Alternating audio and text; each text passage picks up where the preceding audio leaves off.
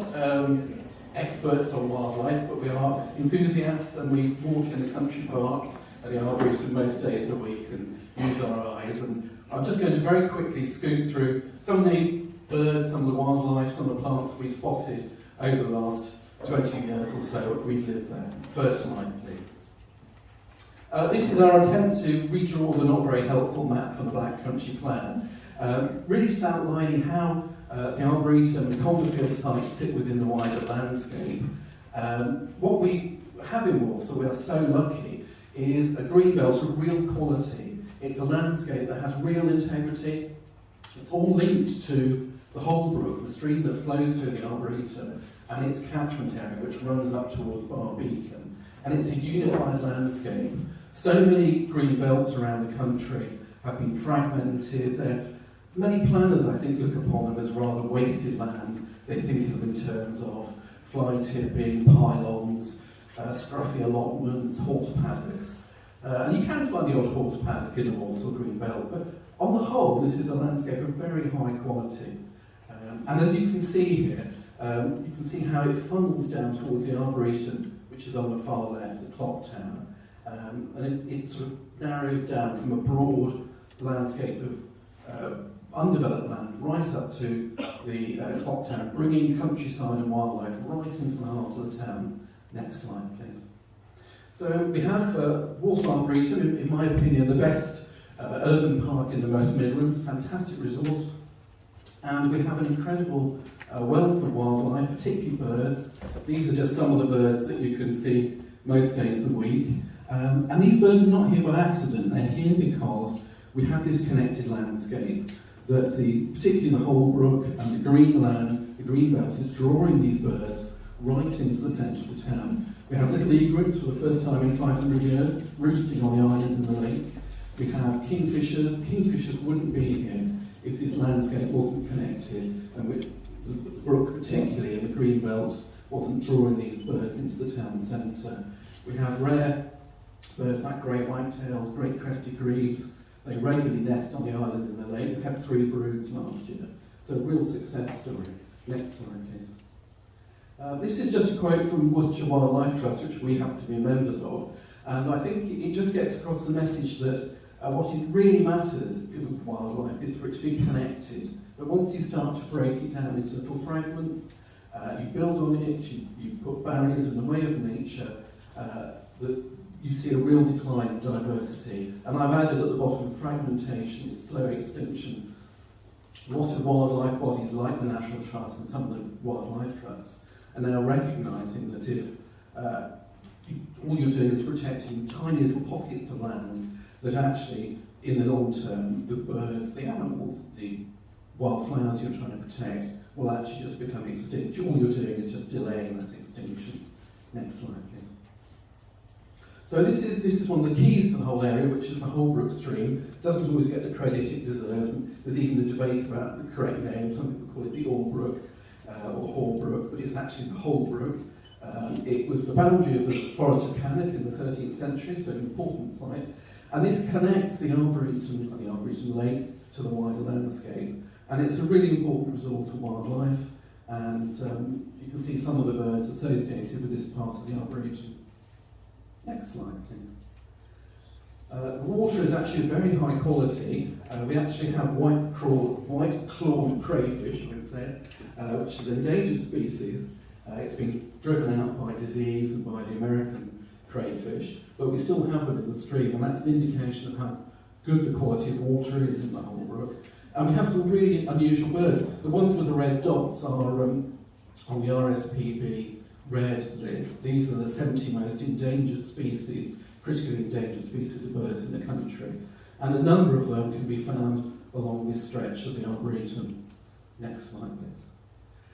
This is the Arboretum extension. My garden is on the left there, bottom of the old railway line. And so I know this area very well. And again, you can see important colonies of mistle thrushes, starlings, and so on, which colonise this area. These again, it's hard to believe it when you walk through Walsall that starlings are an endangered species, but nationally they are, and we're lucky to have such good numbers of them. Next slide, please. And so we come to Calderfield Farm, the potential site of all the building development. And this is a particularly popular area with certain birds, particularly members of the thrush family, fieldfares, redwings. And in the winter they colonise this area. They're particularly keen on the hawthorn berries and the hedgerows. And they come in big flocks. Starlings you can see in 30, 40, 50 at a time. It's also popular with green woodpeckers, and it's an important link in this whole landscape. Next slide, please. This is the country park, which to many people is still known as the old golf course. And this was a really brave attempt by Walsall Council when it decided that the golf course could no longer really be justified. And they rewilded it and planted it with lots of trees and created a really important space for wildlife.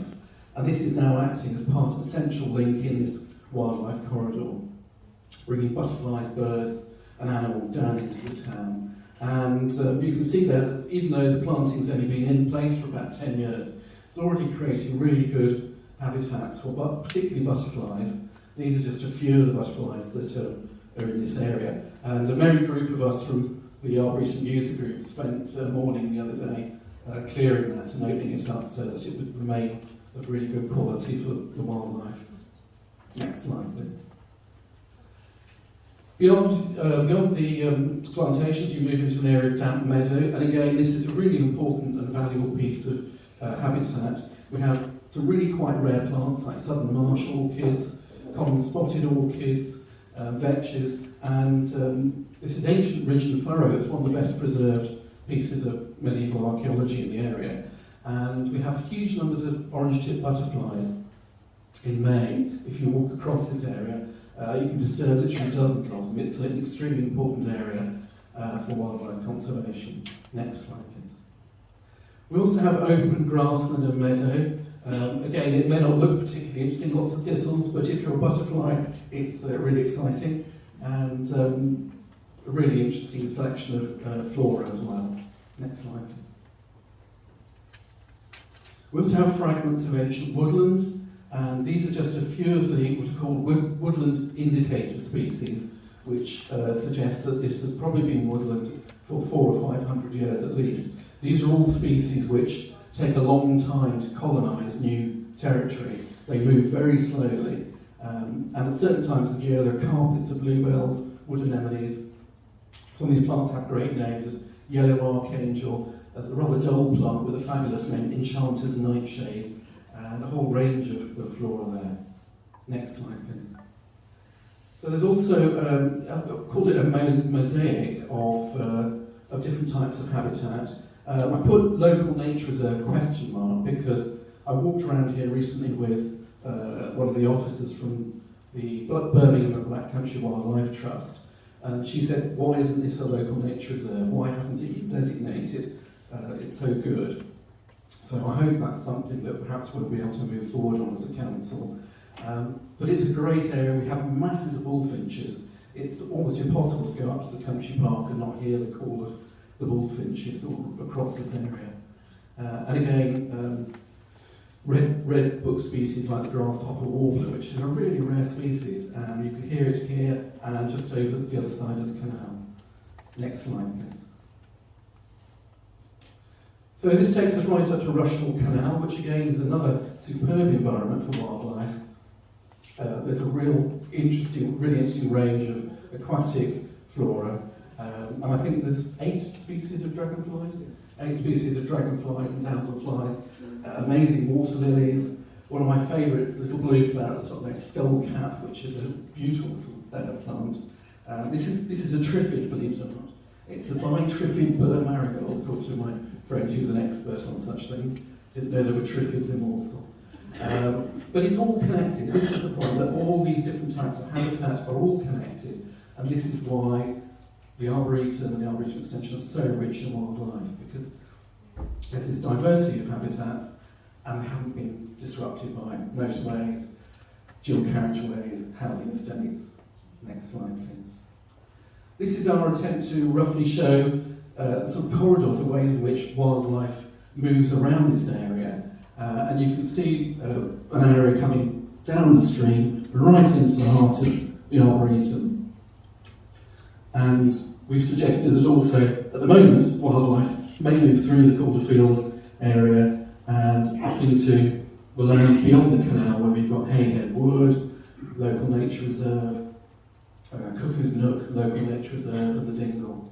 All really good areas for wildlife. Next slide, please. This is an area to the other side of the canal, and this is the other proposed site, which I think is, I'm sorry to say, Gerald, just as disruptive as the Calderfields estate. 200 plus new houses. This is an area that's really rich for birds and wildlife. And I don't know if you'd like to say a couple of words. Yes, I do, for my own amusement, I do bird surveys every spring, and I find that this area is just as important, more important than Calderfields as far as wildlife is concerned. The number of birds I record here is about 3 times as much as the country park, and this area should not be forgotten. It's all part of the green corridor, and if this gets built on, the corridor really does get very, very pinched. And it's interesting, this is actually in council ownership, it might be worth noting. It appears that the council is giving itself planning permission to build 200 new houses. This was bought by the council in 1951, as far as I'm aware, is still council land. It's a really important piece of swampy, boggy ground. I think somebody's walked up, they've taken a look at it, thought this is scrappy land, and that's the last we've heard of it. But in fact, it's a really rich resource. Next slide, please. We've got the wonderful park-line pits where the council's invested over many years and made a really, really valuable nature reserve. And on the surrounding land, it's farmed for winter stubble, and so that draws in again a lot of really rare redbrook species like tree sparrows, which were once very common but are now really rare. And these wet fields are also very popular with lapwings and other redbrook species. So it's a really rich landscape. Again, at the moment, this is linked to the Arboretum, through the Calderfields farm estate and the fields in between. But of course, if that was developed, that would really interrupt the flow of wildlife. Next slide, please. And then, of course, we have the other nature reserves, the local nature reserves, beyond the canal. Cuckoo's Nook, where we have this amazing display every spring of wood anemones and bluebells, classic ancient woodland. And next slide, please. And then we have, this is just to give some idea of the water pathways and corridors, how the nature moves following the course of the Holbrook stream. Next slide, please. And then we also have Hayhead Wood, Cuckoo's Nook, and then ultimately right up to Barbeacon. So it's an amazing diversity of habitats and a really, really rich collection of species, birds, mammals, insects, plants. And we're incredibly lucky to have this. And it represents 140 years of investment by Walsall Council on our behalf. They first took a lease of Walsall Arboretum in 1881 for 3 years, very tentatively.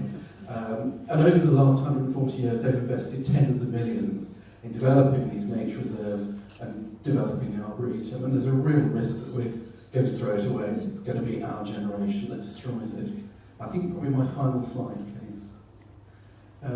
This is a direct quote from the Black Country Plan, to which my response is, well, there's got a B in it and an SH, balderdash. I mean, have they actually been there? Have they looked at it? Have they actually, do they have records of what wildlife and historic character exists in this area? Because I hope I've demonstrated that it's fantastically rich and diverse. And I haven't started to talk about the archaeology.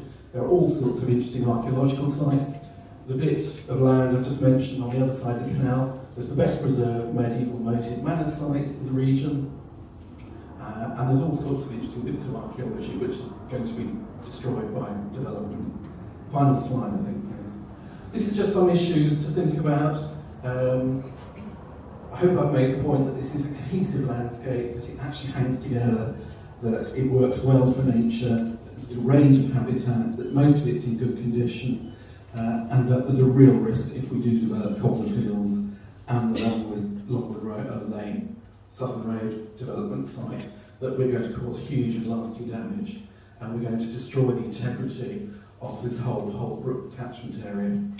And final point, just worth thinking, the Holbrook drains into the River Tame, There are 2,300 properties in Birmingham, according to the latest report from Birmingham City Council.